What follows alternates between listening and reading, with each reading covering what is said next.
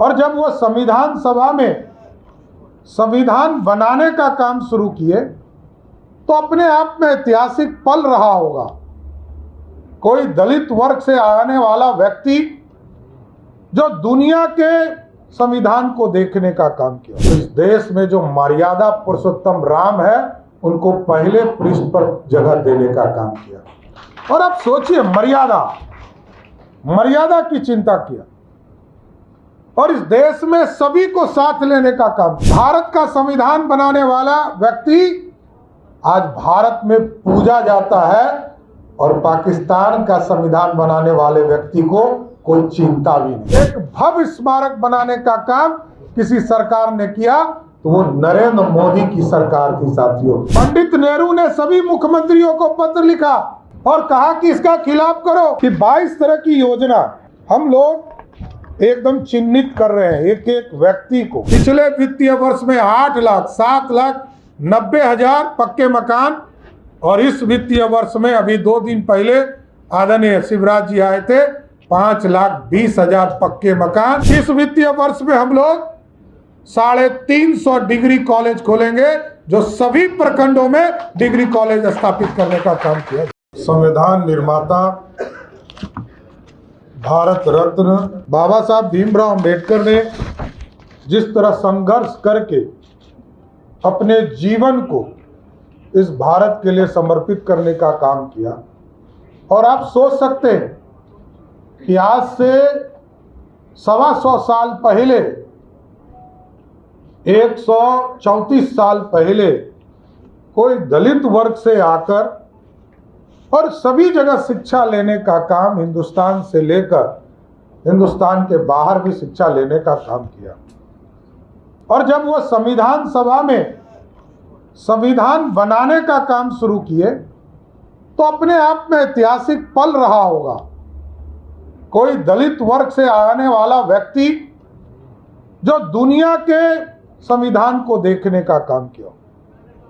और आप सोचिए, कई देश को आप देखेंगे संविधान बनाने के बाद 15 साल 20 साल में पूरा बदलाव करने का काम करते हैं, लेकिन हमारे संविधान को जब बाबा साहब भीमराव अंबेडकर ने बनाने का काम किया तो इस देश में जो मर्यादा पुरुषोत्तम राम है उनको पहले पृष्ठ पर जगह देने का काम किया।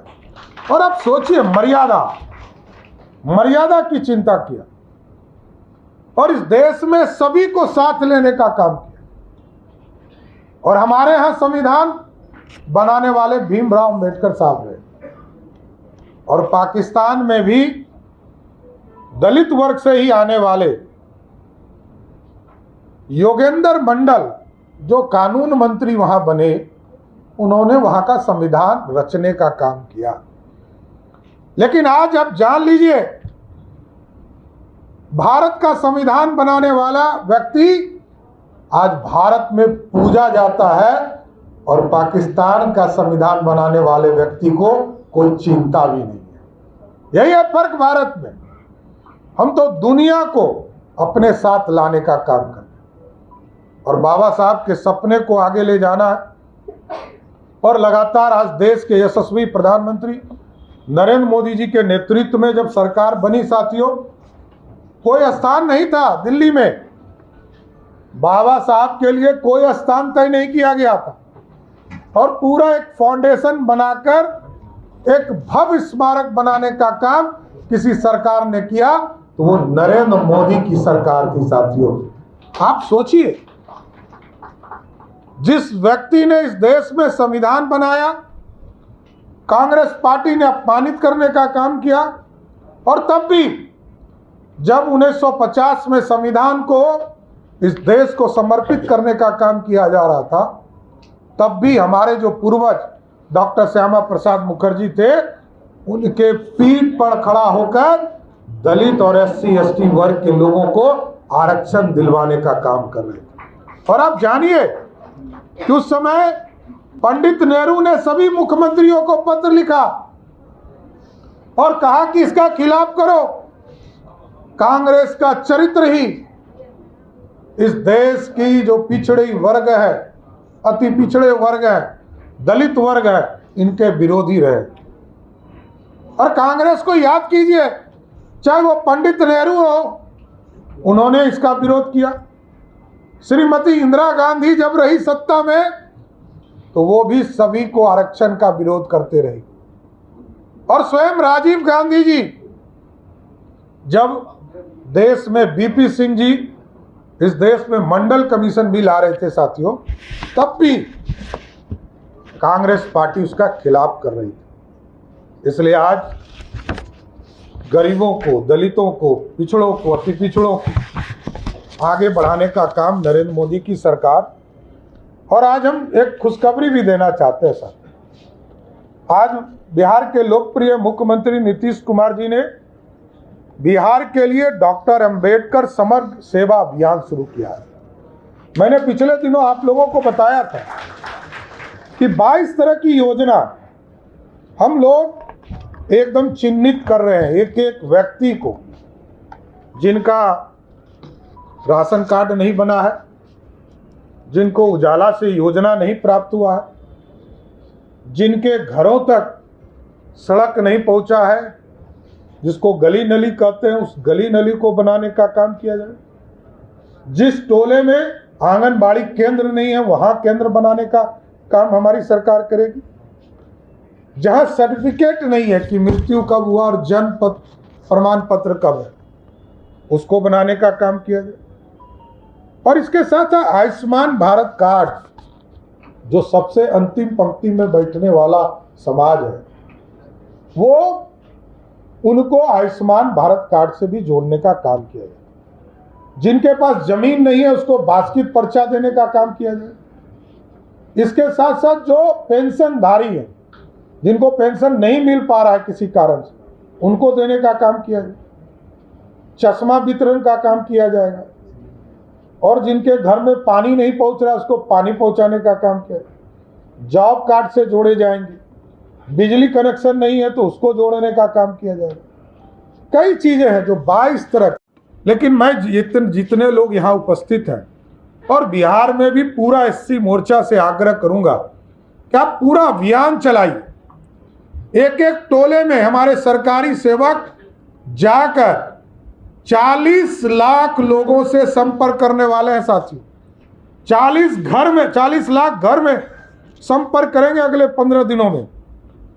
आप लोगों से विशेष आग्रह करूंगा कि आप भी संपर्क करें। और क्योंकि सरकार सीधा लाभ देने जा रही है, आपको जानकर आश्चर्य होगा, 14 लाख परिवार है एससी वर्ग में जिनके परिवार से उजाला योजना नहीं जुड़ पाया है। उसको भी हम लोगों ने आदरणीय प्रधानमंत्री जी और आदरणीय पेट्रोलियम मिनिस्टर को लिखा है कि इसको देकर जो 14 लाख लोग हैं सबके घर में उजाला योजना से गैस कनेक्शन देने का काम करें। और मैं तो प्रधानमंत्री जी को धन्यवाद देना चाहता हूं इस मंच के माध्यम से। बिहार में 13 लाख परिवारों को पक्का मकान नहीं मिल पाया था लिस्टिंग होने के बाद। 2018 में बिहार की सरकार ने सर्वेक्षण का कार्य किया था। अभी फिर हम लोगों ने सर्वेक्षण काम शुरू किया है।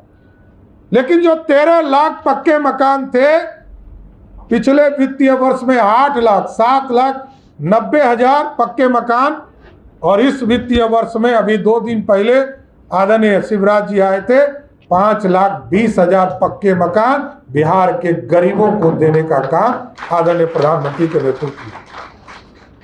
और कुछ लोग कहते हैं कि 2005 के पहले बिहार में कुछ नहीं था क्या? एकदम फर्क है साथी।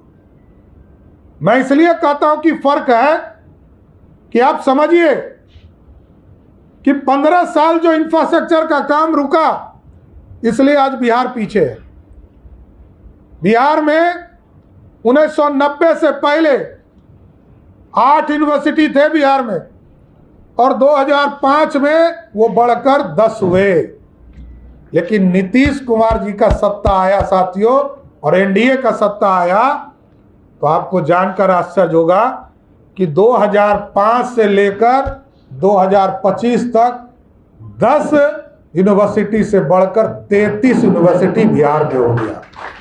और आगे हम लोगों की स्पष्ट मानना है कि जो गरीब के बच्चे हैं, जो दलित समाज के बच्चे हैं, अति पिछड़े समाज के बच्चे हैं, उनको पढ़ने के लिए अब हेडक्वार्टर नहीं आने की जरूरत। हम लोगों ने तय किया है कि इस वित्तीय वर्ष में हम लोग 350 डिग्री कॉलेज खोलेंगे, जो सभी प्रखंडों में डिग्री कॉलेज स्थापित करने का काम किया गया। और यहाँ बैठे हैं जनक राम जी, माननीय मंत्री, इनके विभाग का पूरा योजना चला है। मैं तो आग्रह इन्हीं से करूंगा, इसे तो मैंने 100 आपके विभाग से मंगाया, लेकिन इसकी कॉपी पूरे लोगों को आप देने का काम कीजिए। योजना और सब जगह मॉनिटरिंग भी कराइए। सभी पदाधिकारी जो पार्टी के हैं वो एक एक टोले में जरूर जाइए। 40 लाख परिवार से जुड़ना है।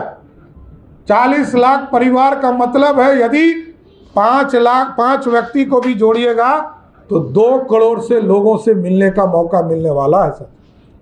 और साथियों, मैं बताते हुए खुशी होती है, जनक जी आए, उन्होंने कहा कि हमारे भाइयों के लिए तो छात्रावास बिहार में है, लेकिन बिहार में हमारी जो बहनें पढ़ती हैं उनके लिए छात्रावास नहीं। हम लोगों ने कहा एकदम प्रस्ताव बनाकर लाइए, और माननीय मुख्यमंत्री जी से बात किया और सहमति मिली। और आपको जानकर आश्चर्य होगा कि सभी डिस्ट्रिक्ट हेडक्वार्टर पर सभी दलित वर्ग की बहनों के लिए सावित्रीबाई फूले छात्रावास बनाने का काम सरकार कर रही है। आज भी हजारों करोड़ की योजना, कई छात्रावास, कई सामुदायिक केंद्र और कई चीज़ों की स्थापना की जा रही। इसलिए आज बाबा साहब के प्रति यही सम्मान हम लोग दे सकते हैं कि जो अधूरे सपने, जिन सपनों को लेकर बाबा साहब ने लड़ाई छेड़ी थी 1935 और 36 में, उस सपने को साकार करना है। हमारे जो दलित भाई, एससी वर्ग के भाई हैं, उनको मुख्य धारा में लाने का काम करना है। उनको पढ़ने की व्यवस्था, उनको खाने की व्यवस्था, उनकी चिंता करना है। और एकदम अस्वस्थ रहिए, एनडीए की सरकार बिहार में आपके आशीर्वाद से बिहार में बनी है और लगातार काम करने का काम कर रही है, विकास को आगे बढ़ाने का काम कर रही है। एकदम अस्वस्थ रही। अभी तक तो इंफ्रास्ट्रक्चर का काम किया जा रहा था, अब इसको आगे भी बढ़ाना है। और यहाँ पर जो बाहर चले गए हमारे प्रवासी, उनको अब वापस लाने का समय आ गया। और आप जानिए, कोरोना का जब समय आया तो कई लोग बिहार लौट कर आए साथी, और आज कई लोग हम लोगों से मिलते हैं, कहते हैं कि हम लोगों को दिल्ली में भी 15,000 रुपया ही मिलता था भाई साहब, लेकिन पटना में या अपने जिले हेडक्वार्टर में जब काम करते हैं यहाँ भी 15,000 मिल रहा है, लेकिन दिल्ली में हम 5,000 बचा नहीं पाते थे, बिहार में रहकर 5,000 बचा लेते हैं। ये बड़ी बात है। इसलिए अब ये सपना देखना है कि अगले 5 वर्षों में 2030 के पहले ऐसा विकसित बिहार बनाना है जिसमें जो लोग भी पलायन किए हैं सबको बिहार वापस लाना है और यही रोजगार देने का काम करना है। इसलिए बाबा साहब के अधूरे सपने को साकार करना है। और बाबा साहब को जिस तरह कांग्रेस पार्टी, राष्ट्रीय जनता दल ने अपमानित करने का काम किया, बाबा साहब के सपने को सिर्फ बोलने का काम कुछ नेता करते रहे, लेकिन करते कभी कुछ नहीं रहे। लगातार भारतीय जनता पार्टी, एनडीए, नीतीश कुमार जी के नेतृत्व में और आदरणीय प्रधानमंत्री नरेंद्र मोदी जी के नेतृत्व में बाबा साहब के सपनों को साकार करने का काम किया जा रहा है। इसलिए साथियों, जरूर एक आग्रह करूंगा, एक बार जोर से बोलिए, बाबा साहब अम्बेडकर अमर रहे, बाबा साहब अम्बेडकर अमर रहे।